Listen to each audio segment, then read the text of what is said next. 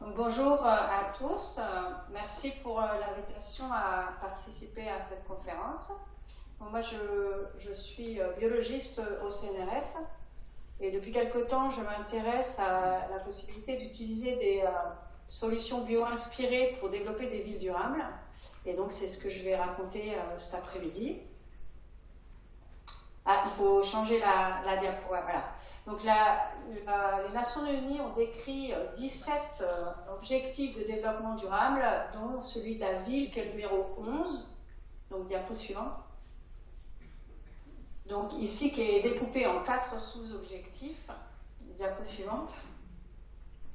En fait, le développement de ville durable est associé à d'autres des objectifs. En particulier, on peut citer la réduction des inégalités, la bonne santé et le bien-être, et évidemment les problématiques liées au climat. Donc, diapo suivante. Donc, la ville durable est découpée en 3 socles. Donc, l'aspect social de la durabilité, l'aspect économique et l'aspect environnemental. Diapo suivante, s'il vous plaît. Donc, ici, on va définir ce que c'est que la ville durable. Donc, pour nous, c'est une ville qui est conçue pour pouvoir faire face aux perturbations qui se produisent dans le temps. Voilà. Donc on pourra par exemple traiter la problématique de la perturbation spatiale qui se produit lors de la croissance urbaine. Quand plus de gens viennent habiter dans les villes, il va falloir pouvoir accommoder plus de bâtiments pour recevoir ces gens. Donc c'est ce qu'on va discuter. Donc il y a 2 possibilités, soit on va étaler la ville, donc dans la périphérie, soit on va la densifier, c'est-à-dire qu'on va rajouter des bâtiments à l'intérieur de la ville. Et du coup, depuis plusieurs années, on tend vers la densification. Et donc ça, c'est pour, en fait, privilégier de conserver des territoires non urbains pour la biodiversité et pour l'agriculture. Donc ça a des effets positifs, ce choix, sur l'environnement, l'aspect environnement de la durabilité. Et puis, par ricochet, sur les aspects socio-économiques, puisque ça nous permet d'avoir une autonomie en termes de nourriture, d'avoir une meilleure qualité et d'avoir un meilleur environnement. Malheureusement, en fait, la densification a aussi des aspects négatifs, puisque quand on va densifier les villes, eh bien, on va diminuer l'espace libre dans la ville, ce qui va générer plus de trafic, ce qui va générer aussi plus d'accumulation de chaleur entre les bâtiments. Donc, ce qu'on appelle les canons urbains va être responsable des îlots de chaleur. On va aussi, si on construit des bâtiments très en hauteur, diminuer la perception du ciel, ce qui va engendrer une perturbation dans l'appréciabilité d'être en ville. Donc, en fait, on essaie d'amener un côté positif avec la densification, mais on voit tout de suite que les conséquences négatives vont naître dans les autres aspects de la durabilité. Donc, au niveau pollution et puis santé publique. Oui, vous pouvez changer, merci. Et donc, on voit qu'en fait, un des gros problèmes du développement des villes durables, c'est l'incompatibilité des solutions pour répondre à chacun des aspects de la durabilité. Et donc, un des verrous qu'on va traiter, c'est qu'en fait, la difficulté, c'est qu'il faut construire un espace, pour qu'il soit durable, il faut à la fois un espace dense et un espace fluide. Donc, c'est là la difficulté. Donc, c'est pour ça qu'on peut aller vers les solutions bio-inspirées, parce que ici, je vous montre une image de ce qu'on appelle les stromatolites. Donc, les stromatolites, ce sont des bactéries qu'on voit à la surface de l'image en violet. Donc là, elles vont en fait sécréter de la calcite qui va faire ces concrétions qu'on voit dans la mer. Et ces bactéries, en fait, sont les plus vieilles espèces du monde. Elles ont 3 milliards d'années. Donc on voit nettement, comme elles sont toujours en vie, qu'elles ont été conçues pour durer. Ensuite, la diapo suivante, s'il vous plaît. Alors, du coup, en fait, les bactéries, pour faire ces sécrétions calciques, elles font appel à des protéines. Donc, les protéines, ce sont les objets du vivant les plus petits. Donc, ici, vous voyez un exemple dans la loupe d'une structure de protéines qu'on visualise avec un logiciel. Donc, chaque petite sphère verte représente en fait un atome de la protéine. Et on peut voir que les atomes dans la structure de la protéine sont extrêmement denses. En fait, ici, on a la densité atomique dans une structure protéine, c'est l'équivalent de la densité de population dans les grandes villes de Chine. Donc, on a un objet qui est durable, puisqu'il existe depuis très très longtemps, et en même temps, on voit qu'il a une répartition de ces atomes dans l'espace extrêmement dense. La diapo d'après. Et en fait, la dernière partie, c'est la dynamique. Donc les protéines, pour pouvoir avoir une fonction, elles ont donc une forme, ce qu'on vient de voir tout de suite, la structure, mais cette forme va devoir bouger pour répondre à la fonction. Donc c'est un système qui est à la fois durable, dense, mais aussi capable de dynamique. Et c'est là que ça nous intéresse pour la problématique de la tolérance aux perturbations spatiales dans les villes. Donc la diapo suivante. Donc l'idée ici, c'est que comme les protéines sont des objets qui sont durables, denses et dynamiques, on peut les étudier comment les atomes sont agencés dans l'espace, ou comment les acides aminés, qui sont les blocs élémentaires de la protéine, comment ils peuvent être agencés dans l'espace. Et si on arrive à comprendre ça, on pourra peut-être comprendre comment recréer, réaménager l'espace urbain pour avoir cette propriété de durabilité, de densité et de dynamique simultanément. Donc c'est l'idée ici. Alors évidemment c'est compliqué parce qu'il faut trouver une modélisation qui réponde à plusieurs critères. Donc évidemment la première critère, c'est que cette modélisation doit être indépendante de l'échelle du système, puisque une protéine c'est un objet qui est tout petit, c'est de l'ordre du nanomètre, c'est-à-dire 10 puissance moins 9 mètres, alors que les villes c'est évidemment macroscopique, c'est beaucoup plus grand. Ensuite il nous faut une modélisation qui va pouvoir en fait décrire l'espace occupé, donc ici l'espace occupé par les atomes ou l'espace occupé par les bâtiments, et puis décrire aussi l'espace dans lequel les mouvements peuvent se produire, c'est-à-dire l'espace libre entre les éléments du système, soit les acides aminés, soit les bâtiments. Et puis évidemment, on voudrait comprendre le lien entre la gestion de l'espace et la gestion des mouvements pour pouvoir concevoir un espace qui va occuper de l'espace de telle sorte à produire des mouvements d'une certaine façon. Voilà, la prochaine image. Du coup, ici, on a choisi la modélisation système complexe. Donc, la définition du système complexe, une des définitions qu'on va utiliser ici, c'est en fait le fait qu'un système complexe décrive un système qui est constitué d'éléments individuels qui sont en relation. Donc ici, je montre l'exemple des réseaux sociaux, c'est le plus classique. Donc, dans les réseaux sociaux, on va avoir l'élément individuel, c'est une personne, qui va être représentée par un nœud. Ici, c'est indiqué dans le petit graphe avec les lettres. Donc, chaque nœud est une personne. Et on va lier les nœuds si les gens ont des relations, par exemple, s'ils communiquent entre eux. Et on va voir dans le graphe qu'on peut, en fait, rajouter du poids à chaque lien entre deux individus, par exemple, en fonction du nombre de communications qu'ils ont dans le temps. Donc ça nous permettra de décrire plus précisément une interaction entre deux personnes. Par exemple ici, entre B et D, le poids du lien est élevé, ce qui peut signifier en fait que ces personnes-là sont soit un couple, soit des membres amis. Par contre, la relation entre F et E, on voit que le poids du lien est beaucoup plus petit, le trait est beaucoup plus fin, ce qui signifie que ce sont des relations beaucoup plus épisodiques et ponctuelles.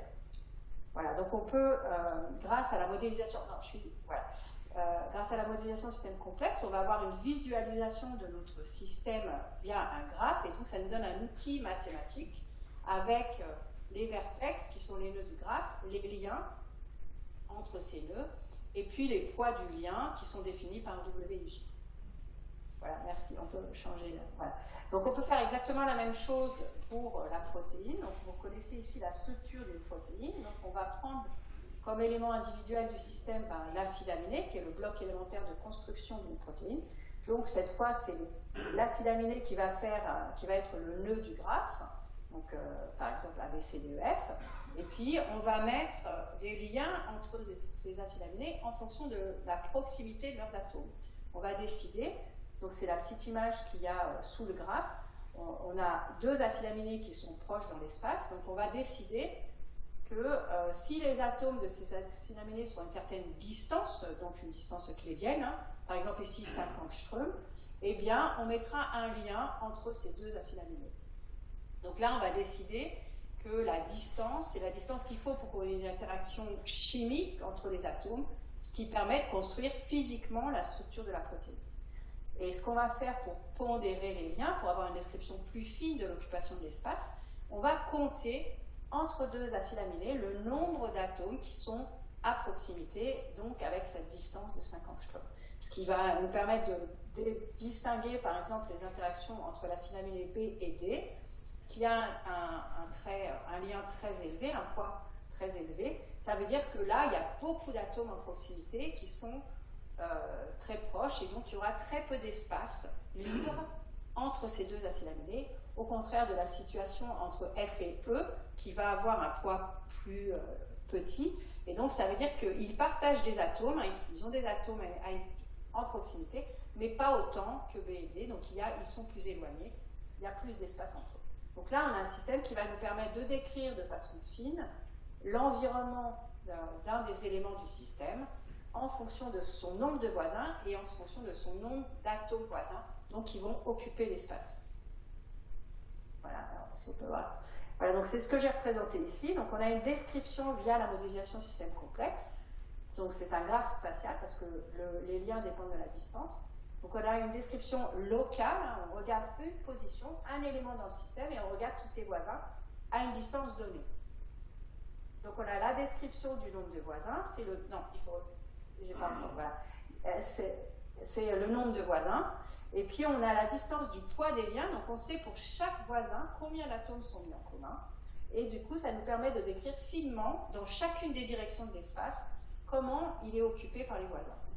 Donc on va avoir le degré, c'est le nombre d'acides aminés voisins, le poids, c'est le nombre d'atomes voisins, le poids du nœud, le poids du lien, c'est pour chaque paire de voisins, et on va avoir des calculs du poids moyen, qui va nous donner en fait le nombre de voisins qui occupent beaucoup d'espace autour d'une position. Voilà, maintenant on peut changer. Donc après, évidemment, on peut regarder tout le système, hein, on peut aller de l'échelle locale, donc un acide aminé et ses voisins, puis on peut regarder tous les acides aminés de la protéine, donc ici on reconnaît la structure de la protéine. Donc tous les acides aminés sont transformés en un nœud du graphe, et puis on lit tous les voisins s'ils sont suffisamment proches. Voilà. Voilà. Donc comme j'ai dit, en fait ça va nous donner une description de l'espace occupé autour d'une position. Donc on a notre acide aminé ici, on regarde tous ses voisins dans la sphère de contact et on peut compter. Et en fait, cette description à l'échelle locale va nous permettre de mesurer à quel point l'espace est occupé autour d'une position et donc d'en inférer l'espace libre autour de cette position. Il faut changer. Voilà. Et donc l'espace libre, en fait, va nous permettre de faire des hypothèses sur la tolérance à la perturbation spatiale, parce que s'il y a beaucoup d'espace libre, eh bien, on va pouvoir changer, comme on voit sur la figure en bas à gauche, on voit qu'on a changé l'acide aminé, on l'a remplacé par un acide aminé plus grand, donc ça c'est ce qui se passe quand il y a des mutations génétiques dans les gens, et donc on va regarder est-ce qu'il y a l'espace et est-ce que cette nouvelle occupation de l'espace va être tolérée par les voisins. De la même manière, cet espace libre va nous permettre de décrire l'espace disponible pour les mouvements. Donc en bas à droite, on voit les mouvements, les différentes positions que l'acide aminé peut prendre en fonction de l'espace libre autour de lui. Donc on a une bonne description avec cette modélisation système complexe de l'occupation de l'espace et de l'espace libre disponible, soit pour tolérer la perturbation spatiale, soit pour la dynamique. Donc on va pouvoir changer. Donc on va avoir maintenant qu'on a un modèle qui est adapté à ce qu'on veut décrire, on va avoir des mesures de réseau pour estimer la durabilité du système. Et donc on va avoir le poids moyen qui est en fait le calcul de la proximité moyenne d'un voisin pour un agencement donné, donc une position et les voisins. Donc si en fait cette valeur est très élevée, ça veut dire qu'il y a beaucoup de voisins très proches qui occupent beaucoup d'espace. C'est la situation de droite. Et là on voit qu'évidemment, très nettement, il n'y aura pas de tolérance à la perturbation spatiale sans perturber la structure des voisins. Et il n'y a pas non plus beaucoup de dynamique parce que c'est tellement congestionné qu'en fait rien ne peut bouger. Ou alors, si on est dans la situation de gauche, là on voit bien, comme on l'a vu dans la dia d'avant, qu'il y a de l'espace pour la perturbation spatiale et aussi pour les mouvements. Voilà, donc on peut changer. Alors on peut aussi regarder, donc la deuxième mesure, c'est le poids du lien, c'est-à-dire qu'au lieu de regarder la moyenne des voisins, on va se focaliser sur chaque voisin individuel. Donc on a notre position qu'on est en train d'étudier. On regarde par exemple ce voisin rouge qui prend beaucoup de place. Donc on voit bien qu'entre les deux acides aminés, il y a beaucoup d'atomes, il y a très peu d'espace libre, donc là c'est une direction dans laquelle on ne pourra pas tolérer plus d'occupation de l'espace et on ne pourra pas bouger non plus. Alors que pour le voisin jaune, on voit que les atomes occupent moins d'espace, donc il y a beaucoup plus d'espace libre entre les deux positions. Et là, on sait qu'on va pouvoir accommoder un changement d'occupation de l'espace et des mouvements. Donc ici, c'est la version graphe de ce qu'on voit en version biologique, je dirais. Donc là, on a deux mesures pour distinguer ce qui est durable ou pas durable. Oui, c'est bien passé à la prochaine. Donc maintenant qu'on a bien compris ce qui se passait à l'échelle locale, donc un acide aminé et ses voisins les plus proches, on va regarder dans toute la protéine. Et là, on a coloré la protéine en fonction de la durabilité de chacune de ces positions. Donc quand c'est vert, ça veut dire que chaque position verte a une occupation de l'espace par les voisins modérée, donc elle a de l'espace libre disponible, c'est pas complètement congestionné, et on voit que la protéine, elle est entièrement verte. Ça veut dire qu'en fait, quand la protéine, elle agence ses atomes dans l'espace, elle fait en sorte de ne jamais complètement occuper l'espace autour d'aucune des positions. Elle va occuper l'espace modérément, ce qui va créer un espace libre disponible tout le temps, pour chaque position. Et on voit à droite la mesure du poids des liens individuels, et on voit qu'il y a très peu de liens rouges, ça veut dire qu'en fait, il y a très peu de paires d'acylaminés qui occupent beaucoup d'espace. Donc, en fait, les libertés pour les changements de perturbation spatiale dans le temps est très grand. Et aussi pour la dynamique. Alors, ensuite, voilà. Donc, après, ce qu'on a fait, c'est qu'on a construit une base de données où on a regardé plein de protéines pour essayer de comprendre plus globalement ce qui se passait pour pouvoir construire cet agencement d'occupation d'espace modéré. Donc ici, ce qu'on a fait, c'est donc il y a 20 types d'acides aminés dans les protéines. Donc ici, on en regarde un et on a ploté l'occupation de l'espace par les atomes en Y en fonction du nombre d'acides aminés voisins, donc le degré. Et ce qu'on voit, c'est que ça, c'est tous les voisinages qu'on voit dans toutes les protéines qu'on a regardées. Et on voit qu'on peut fitter ces données par une loi de puissance. Et donc, la loi de puissance, en fait, elle va varier, l'exposant de la loi de puissance va varier entre 0,56 et 0,74, ce qui veut dire qu'on a une occupation de l'espace local sous-linéaire. Ça veut dire qu'en fait, quand on rajoute des voisins, eh bien, les nouveaux voisins, ils vont occuper moins d'espace, de telle sorte qu'en fait, on n'occupera jamais totalement, on recouvre jamais totalement l'espace autour d'une position. Donc cette propriété d'occupation d'espace sous-linéaire, elle a trois avantages. Donc si on peut passer la télé après. Donc elle va permettre en fait une sous-occupation de l'espace, c'est ce qu'on appelle une utilisation frugale de la ressource spatiale. Elle ne va jamais complètement occuper, saturer l'espace autour d'une position. Donc ça c'est la première propriété qui est intéressante. Et en fait elle va faire ça, là il y a l'après s'il vous plaît. En fait, en créant des interdépendances entre les voisins, donc c'est ce qu'on voit ici.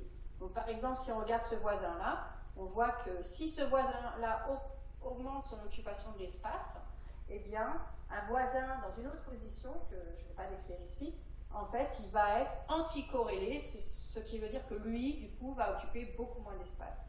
Et en fait, c'est dans ce principe d'interdépendance entre l'occupation de l'espace des voisins qu'on va pouvoir occuper l'espace de façon sous-linéaire. Parce que si on a un voisin qui occupe de l'espace beaucoup, eh bien les voisins d'à côté, ils vont s'arranger pour en occuper moins, ce qui fait qu'en moyenne, on occupera l'espace de façon sous-linéaire. Ensuite, on passe. Alors, l'avantage d'avoir aussi une conception en loi de puissance, c'est que ce qu'on voit ici, c'est que pour un rapport WK, en fait, on va avoir beaucoup de possibilités. Ça veut dire qu'il y a beaucoup de voisinages possibles. Il y a une grande diversité de voisinages. C'est ce qu'on voit ici. Je ne vais pas vous expliquer en détail, mais en fait, ici, ça décrit de façon précise chaque type de voisinage qu'on a pour répondre à cette donnée, ce degré, ce point en particulier. Et donc, le fait d'avoir plusieurs solutions alternatives, ça va nous permettre d'être robuste dans le temps, parce que ça veut dire qu'on va pouvoir changer les voisins à travers le temps sans que ça perturbe la structure de la protéine. Donc on a deux mécanismes, le mécanisme de diversité de solutions et le mécanisme d'interdépendance entre les voisins. Voilà, on peut passer. Donc maintenant, on a fait l'analyse de ce qui se passe dans la protéine, donc on commence à comprendre un petit peu comment elle fait pour avoir une occupation de l'espace frugal, qui est représentée par la couleur verte. Et la question est comment on fait pour passer donc, de cette conception de la protéine à l'étude de la vie. Donc, on va passer à la diapo d'après. Donc, en fait, l'idée, c'est d'aller regarder dans la ville, est-ce qu'on a de l'espace suffisant pour accepter des perturbations spatiales. Si vous pouvez passer la diapo d'après. Voilà, et donc c'est le même principe que pour l'acide aminé. On se demande si on peut le changer pour en mettre un plus gros. Dans la ville, ça va être la même chose. La question c'est, est-ce qu'on peut remplacer un bâtiment par un plus gros en fonction du voisinage pour recevoir plus de gens? Ce qui va être le principe de la perturbation spatiale. Donc voilà, donc on va utiliser la modélisation système complexe, parce que ça c'est totalement échelle indépendante, donc ça va répondre à l'échelle propre du système. Donc là, ce qu'on va faire, si vous pouvez mettre la diapo d'après. Donc en fait, au lieu de prendre une personne ou les acides aminés comme nœud du réseau, eh bien on va prendre en fait l'empreinte au sol des bâtiments. Donc c'est ce qu'on va prendre les données dans OpenStreetMap ou à l'IGN.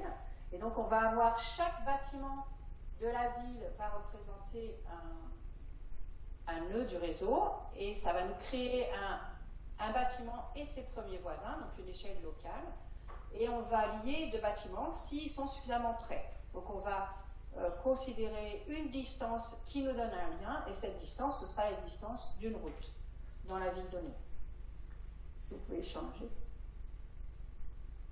Et donc maintenant, il faut construire le poids du lien, parce que si on compte simplement le nombre de bâtiments, évidemment, on a une mauvaise description de l'occupation du sol, puisque les bâtiments peuvent être gros ou petits, ça va être le même nombre, et ça ne va pas être la même occupation du sol. Et donc,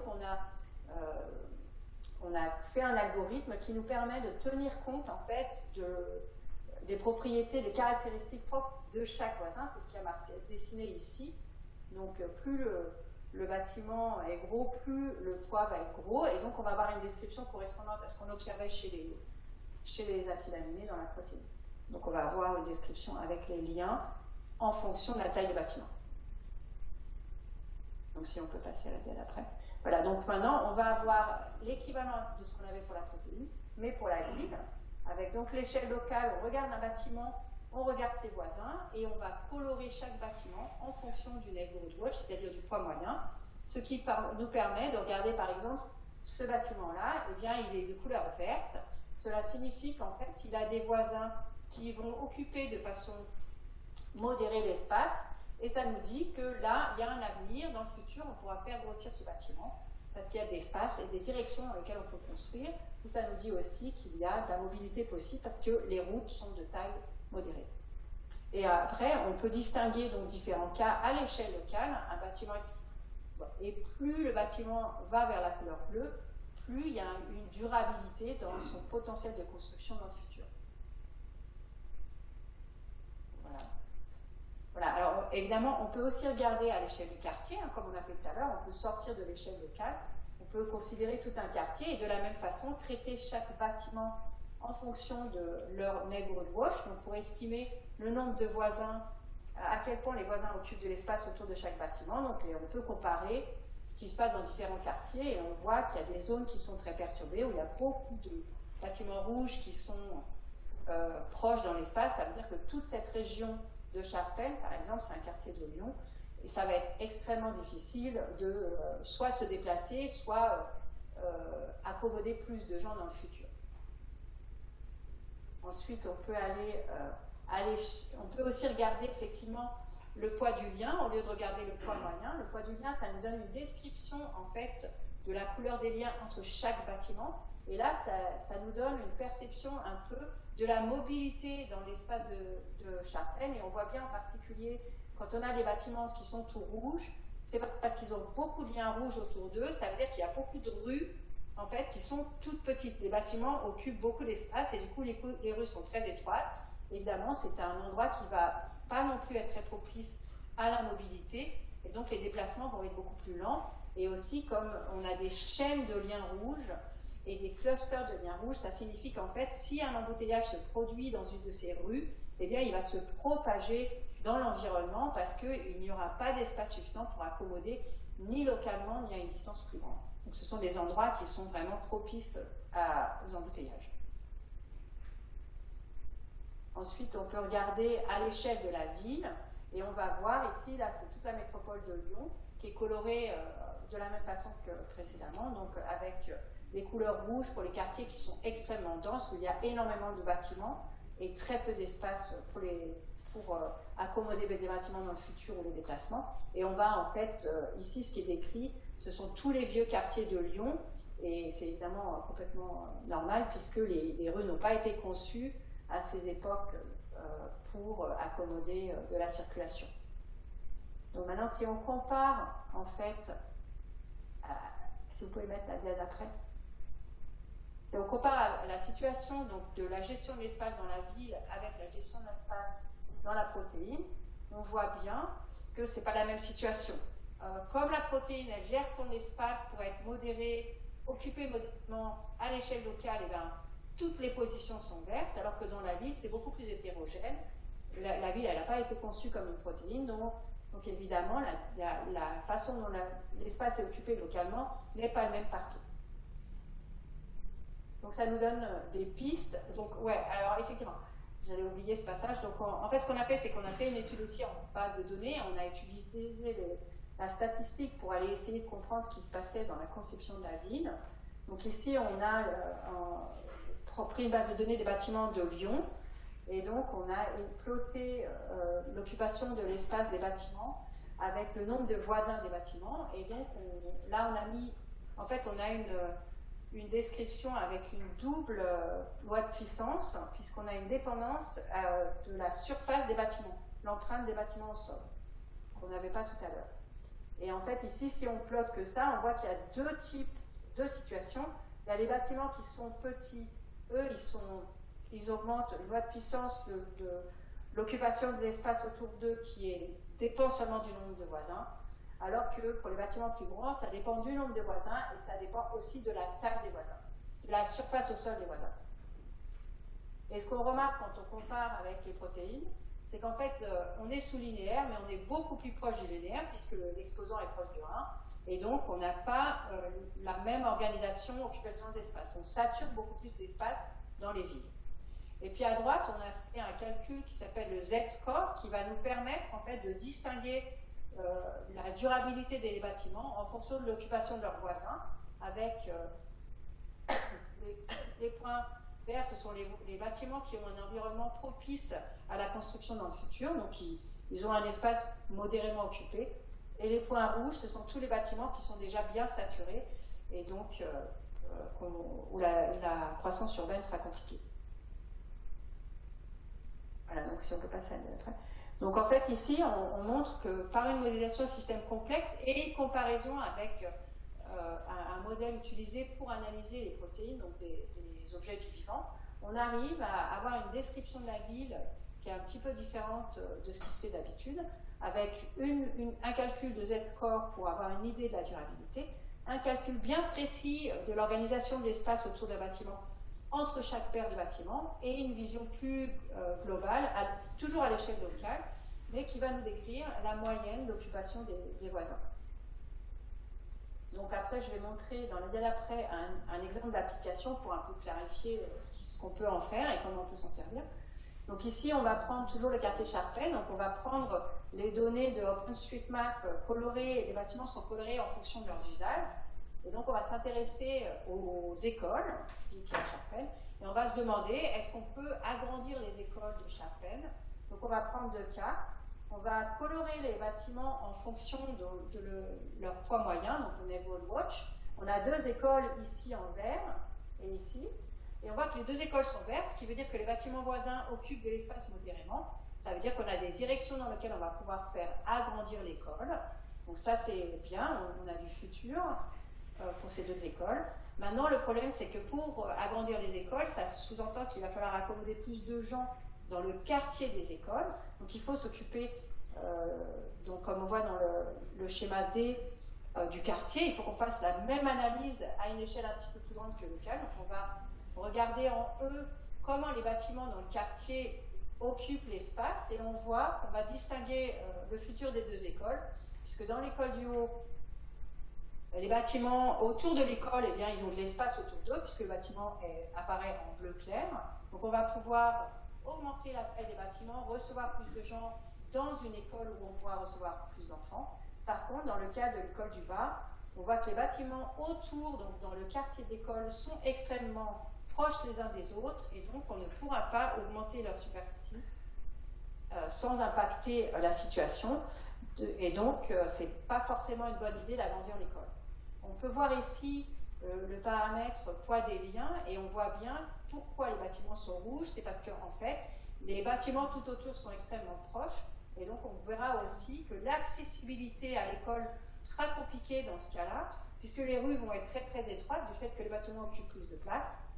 Et donc, on aura comme choix peut-être rendre le quartier piéton plutôt que d'agrandir comme dans le cas précédent où on a des choix différents dans la décision pour ces deux écoles, le futur de ces deux écoles. Voilà. Alors maintenant, je voudrais juste 2 slides pour présenter un peu les pistes en s'inspirant du vivant. Donc en dehors du fait qu'on a copié-collé en fait le système de modélisation qu'on a utilisé pour les protéines, on l'a appliqué aux villes. Mais en fait, ce qui est intéressant, c'est les différents points de vue. Donc en particulier, l'échelle à laquelle la protéine construit son espace, c'est vraiment l'échelle du voisinage premier. Donc on va regarder une position et on va agencer les acides aminés autour. Donc c'est différent de ce qu'on considère classiquement en urbanisme, qui est le lot, où là c'est un peu plus grand que l'espace des premiers voisins des bâtiments. Et puis évidemment la notion d'interdépendance, hein, c'est-à-dire que la protéine, elle va s'arranger s'il y a un voisin qui occupe beaucoup d'espace, et bien les voisins autour vont en occuper moins pour modérer globalement l'espace occupé. Et cette interdépendance pourrait en fait un peu mélanger les voisinages. Au lieu de construire que des bâtiments gros dans un quartier, on pourrait mélanger, mettre des bâtiments petits, mettre des bâtiments moyens, donc mélanger les fonctions et gérer peut-être un peu l'accessibilité aux besoins. Et puis la notion de diversité, donc ici on voit toute la diversité de voisinage qu'on a dans une protéine, et donc ça peut être aussi une piste de diversifier les voisinages qu'on va mettre autour d'un bâtiment pour gérer son espace de façon plus durable.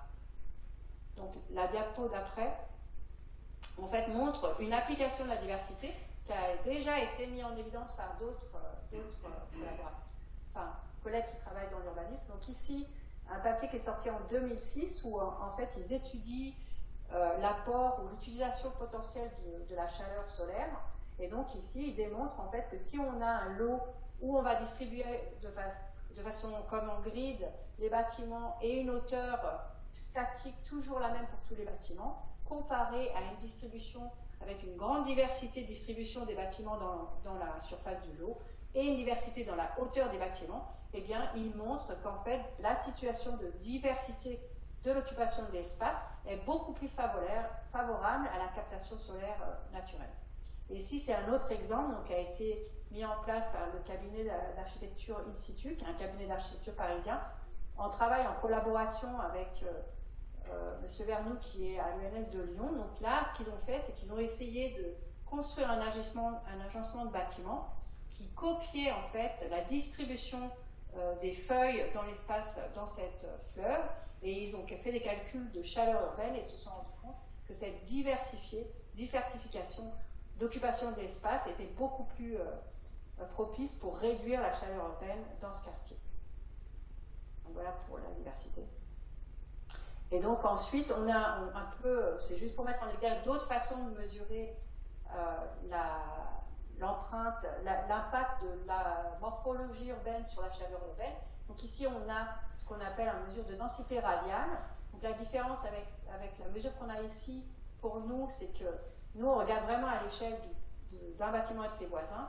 Et donc, il y a eu des mesures en fait d'aération, de ventilation des villes entre les bâtiments, où on voit que l'échelle vraiment locale d'un bâtiment avec ses premiers voisins peut avoir un effet très important sur la distribution du vent dans les villes. Donc c'est une échelle qui apparaît importante à regarder. Voilà. Après, donc, du coup, je vais remercier tous les collaborateurs et collaboratrices. Donc ce travail a impliqué énormément de gens, hein. et beaucoup de disciplines différentes. Donc on a Laurent Guillon qui est mathématicien à l'Université Savoie-Mont-Blanc, avec qui je travaille sur les protéines depuis des années, donc et avec qui on a entrepris ce travail vers les villes.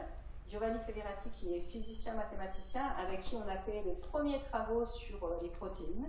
Lorenza Pacini qui est des systèmes complexes, qui a fait toute sa thèse sur l'urbain et la comparaison avec la modélisation système complexe des protéines. Rémi Casabet qui est la science de l'informatique, qui est maître de conférence à l'Université de Lyon et qui, lui, a tous les aspects organisation de réseaux spatiaux, systèmes complexes, data science. On a Natacha Elshayamayor qui vient de nous rejoindre et c'est une vraie personne de la ville, donc elle est architecte urbaniste et elle travaille particulièrement sur le biomimétisme, c'est-à-dire l'utilisation de connaissances du vivant pour la ville. Et puis on a Juste Rimbaud qui est de l'IGN et Claire Lagesse qui est de l'Université de Bourgogne, qui sont tous les deux géomathématiciens, qui nous ont rejoints aussi pour nous aider parce que nous ne sommes pas du tout spécialistes dans ces domaines. Donc ils nous aident à comprendre la ville et à voir comment on peut transférer l'information du vivant à la ville. Kaveh Salamatian avec qui, donc lui il est aussi des sciences de l'informatique, avec qui on a fait aussi les premiers travaux sur les protéines. Et puis Yaoban Chan, qui est mathématicien et statisticien de l'Université de Melbourne, et qui nous a rejoint récemment aussi, pour faire toutes les analyses, quand on a des gros sets de données, de faire des analyses de statistiques et en particulier pour filtrer les données et comprendre les mécanismes sous-jacents à la conception de l'espace. Voilà, donc je remercie tous ces gens et puis je vous remercie aussi de m'avoir écouté. Merci beaucoup. Voilà.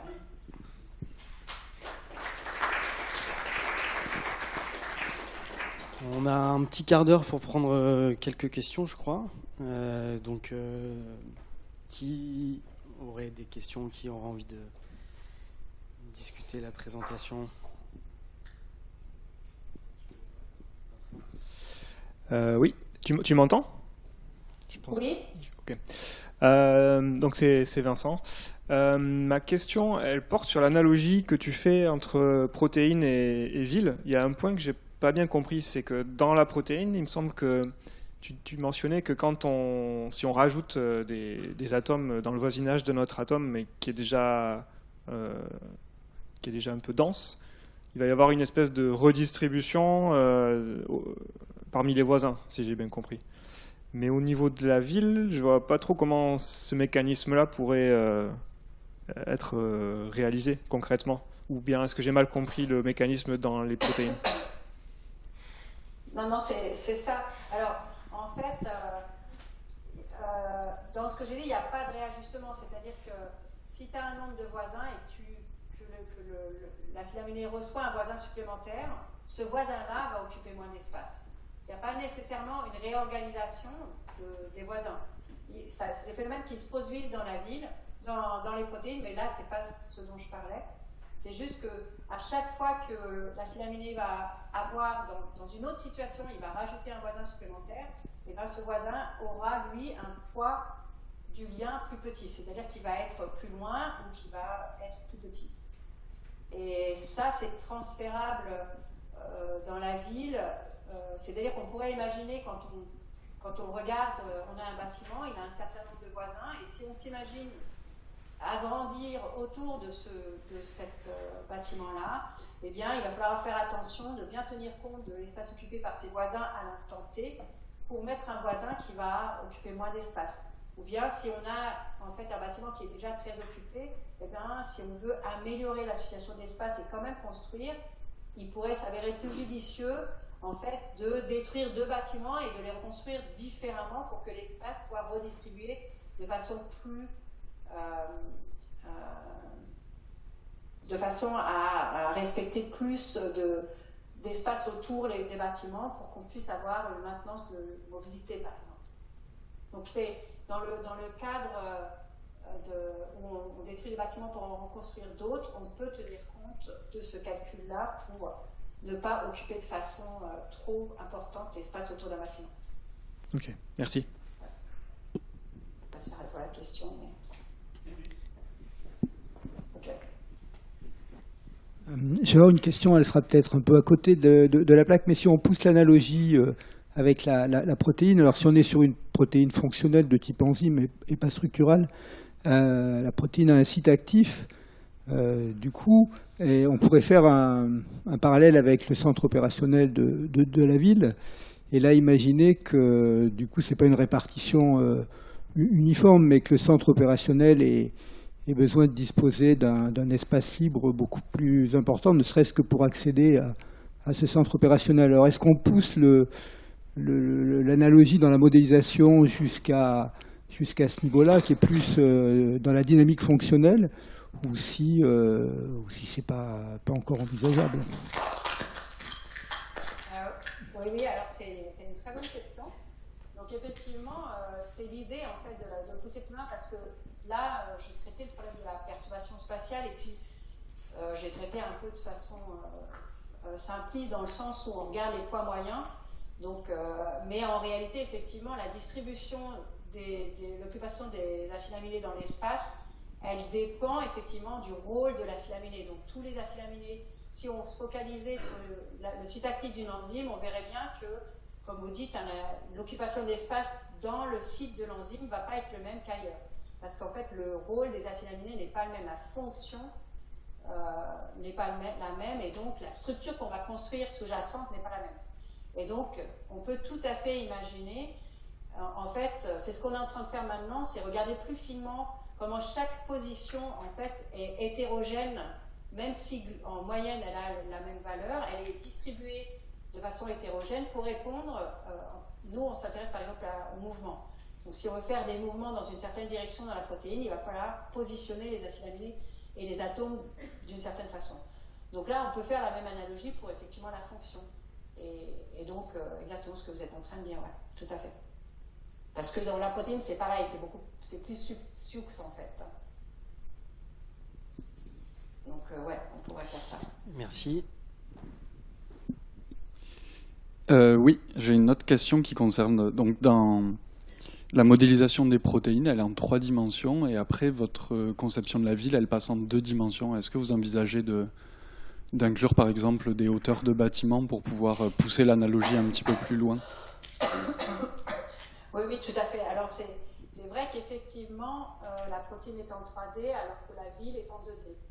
Donc la ville en 2D, on a choisi de faire comme ça parce que, en fait, il y a beaucoup de choses qui sont importantes dans l'aspect 2D de la ville. Donc on voulait avoir un état des lieux de la ville en 2D, parce que évidemment la 3D, on peut imaginer pour la croissance urbaine qu'on peut augmenter la hauteur d'un bâtiment pour accommoder plus de gens, mais en fait quand on fait ça, il y a automatiquement un problème de mobilité, puisqu'on va avoir plus de gens dans le bâtiment et donc plus de gens qui vont utiliser la surface au sol, alors que même si elle n'a pas changé, puisque l'empreinte du bâtiment au sol n'a pas changé, en termes de mobilité, c'est pas bon. Donc on voulait avoir un état des lieux de la 2D. En plus, la 2D, c'est aussi quelque chose qui est important en fait pour la gestion de la captation solaire, la chaleur dans les villes, etc. Donc on l'a construit comme ça pour avoir une façon de classer les bâtiments dans leur durabilité 2D. Et puis maintenant, il faut passer effectivement en 3D.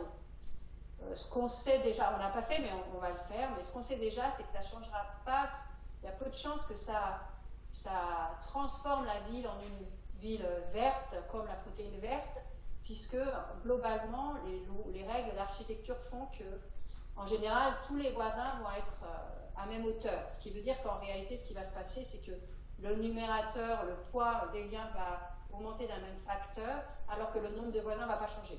Donc ça ne va pas du tout, il ne va pas y avoir ces phénomènes de compensation par le fait qu'on aurait une diversité de hauteurs. Donc effectivement, on va passer en 3D pour regarder si par exemple on a des situations qui sont en 2D, est-ce que on va perturber le système en augmentant la taille du bâtiment, en jouant sur le paramètre de la 3e dimension. D'accord, merci. Oui, bonjour. Alors, je suis géographe et c'est moi qui vais présenter tout à l'heure quelque chose un peu du même type sur des questions d'optimisation des formes urbaines. Là, il y a quand même beaucoup de choses.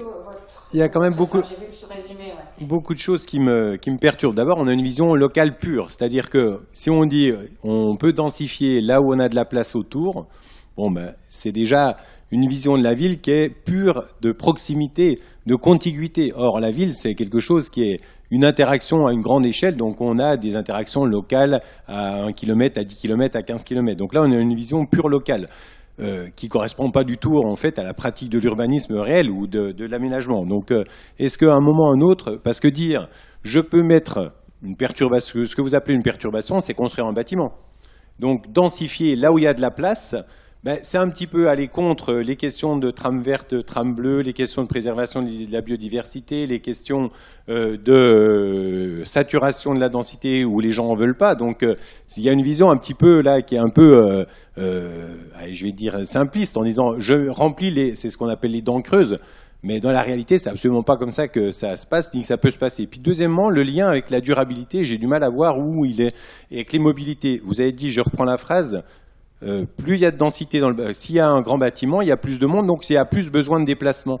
Donc il y a plus besoin de routes. C'est à peu près l'inverse en fait. C'est plus vous avez de densité, moins les déplacements sont longs, moins il y a de monde, moins il y a de déplacements. Donc le déplacement, il n'est pas du tout lié, l'intensité des déplacements, elle n'est pas du tout liée à la densité. Et ça dépend de la longueur. Si vous mettez des déplacements de 10 km et vous mettez 5000 personnes sur un réseau, vous avez plus de bouchons que si vous en mettez 10 000 avec des déplacements de 1 km. Donc ça, c'est des choses qui sont depuis, comment il s'appelle, Newman et Kenworthy par exemple, mais sur le lien entre longueur des déplacements, type de mode, parce qu'après c'est le type de déplacement, entre déplacement en voiture, à pied, donc si on s'éloigne, ben, fatalement on prend d'autres modes que les modes doux ou transport public. Et donc là, il y a quand même des analogies ou des raccourcis. Alors, il faudrait peut-être prendre le temps de discuter sur le fond, mais la vision pure locale de ce qui se passe dans un lieu, c'est le principe même de la géo, ça dépend de ce qui se passe autour. Et le autour, il a différents rayons. Donc, c'est pas, je construis pas forcément à un endroit parce qu'il y a de la place à cet endroit. Ça dépend de cet endroit, comment il interagit avec les autres. Ça dépend du type d'interaction, pour du travail, pour du logement. Si c'est un espace libre qui est pour un espace récréatif, vous pouvez toujours essayer d'aller construire un bâtiment au milieu d'un parc. Je ne sais pas, on est à l'université, on regarde devant nous, il y a un grand parc. Essayez de dire, là, il y a de la place, hein, largement, pour mettre un grand bâtiment. Donc, il y a une vision pure locale, qui ne correspond pas au fonctionnement de la ville pour moi. Et puis deuxièmement, il y a un lien entre densité, morphologie et mobilité qui est pas évident, voire faux du point de vue de ce qu'on observe dans la réalité. Alors, je vais répondre à la première question. Donc, en fait, il n'y a pas du tout une vision purement locale. Hein. C'est juste que l'échelle la plus petite à laquelle on regarde, c'est l'échelle du bâtiment et de ses voisins. Mais on peut regarder de cette échelle-là jusqu'à toute la ville, en fait. Il n'y a aucune notion restrictive à l'échelle locale. C'est juste que pour comprendre ce qui se passe, on regarde. Quand on a regardé dans la protéine, on a vu que la gestion d'espace était réglée, premièrement, à l'échelle la plus locale. C'est pour ça qu'on a fait la même chose dans la ville. C'était pour comparer la distribution, l'occupation de l'espace dans les deux systèmes.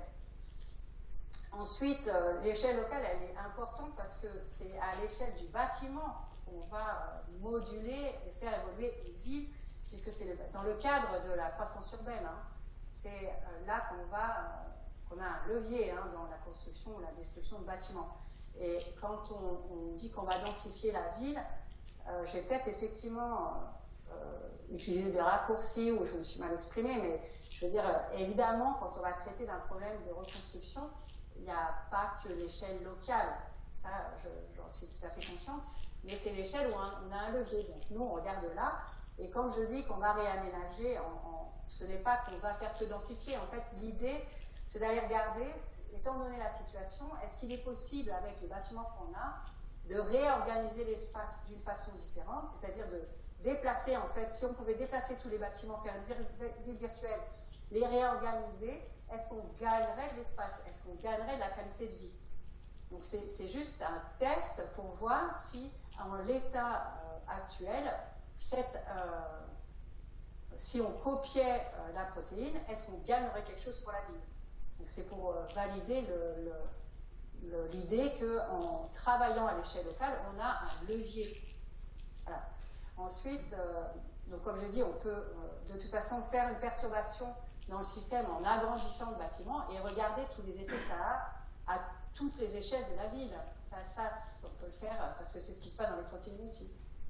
Ensuite, pour la mobilité, c'est la même chose. Quand je dis si on augmente le nombre de gens qui habitent dans un bâtiment parce qu'on augmente sa hauteur, je ne parle pas du déplacement des gens. Je parle, il va y avoir plus de gens dans l'espace. Les routes n'ont pas changé puisqu'on n'a pas changé la surface au sol du bâtiment. Donc l'espace des routes est le même. Le nombre de gens qui vont descendre de ce bâtiment pour aller dans ces rues est augmenté. C'est tout. C'est la seule chose que j'ai dit. Je sais très bien que... je sais très bien, certainement... C'est faux ce que je viens de dire, je ne travaille pas sur la mobilité comme vous avez l'air de le faire, donc, mais je sais très bien que les gens ils vont se déplacer de différentes façons et que toutes ces notions-là ont des différentes distances. C'est pas le sujet sur lequel j'ai traité aujourd'hui. Voilà, donc ça c'est un truc qu'on va regarder parce que la protéine aussi, en fait, ce qu'elle construit, la protéine, elle va faire bouger ses atomes à différentes distances aussi, en fonction de sa fonction. Et du coup, on va regarder comment elle fait pour agencer ces atomes dans l'espace au-delà de l'échelle locale quand elle veut faire des mouvements qui sont à longue distance. Et on va voir si on reproduit ça dans une ville, pareil, une ville virtuelle, est-ce qu'on va gagner quelque chose? Est-ce qu'on va pouvoir décrire des bâtiments, agencer les bâtiments de telle sorte à produire des lieux de démobilité propices, par exemple, au déplacement à pied, au déplacement en vélo, etc. Pour voir si on peut, est-ce qu'on a des leviers en faisant ça. Ça ne veut pas dire qu'on va en avoir, ça veut dire qu'on va regarder. Eh ben, merci beaucoup en tout cas pour votre présentation très stimulante et ces échanges très riches qu'on va pouvoir du coup poursuivre tout de suite avec la présentation de Cyril et de peut-être Sérine également. Je ne sais pas si